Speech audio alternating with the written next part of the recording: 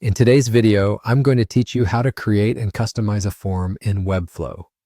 Forms are a vital tool for collecting user data, capturing leads, or simply engaging visitors on your site. By the end of this tutorial, you'll know how to not only build a form, but also tailor it to fit your specific needs, enhancing both functionality and user experience. Let's get started. First, you'll want to open up Webflow. If you're unfamiliar with Webflow, it's an intuitive web design tool that allows you to build websites visually without needing to code. Once you've logged into your project, look for the Add Elements button in the interface.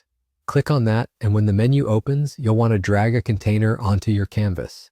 The container is a crucial element as it keeps your design clean and structured, ensuring that everything aligns properly on your page.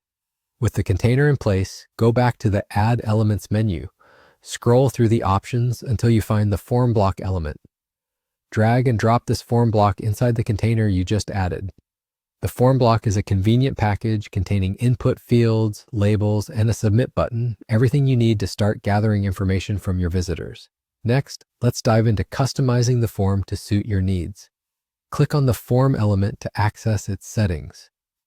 Once you click Show All Settings, a panel will appear on the right side of your screen, offering a range of customization options.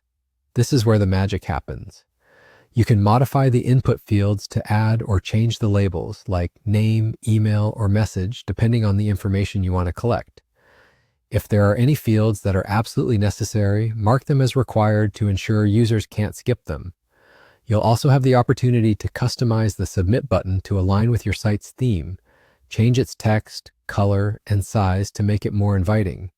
In addition, don't forget to adjust the fonts, colors, and spacing of the entire form to match your brand's aesthetic.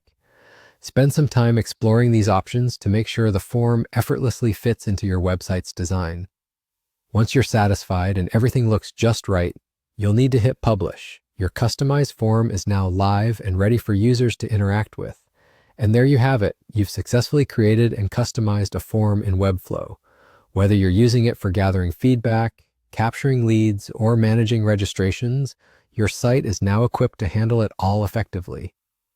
If you found this video helpful, don't forget to hit the like button, leave a comment with any questions or feedback, and subscribe to our channel for more Webflow tutorials. Thanks for watching, and we'll see you in the next video.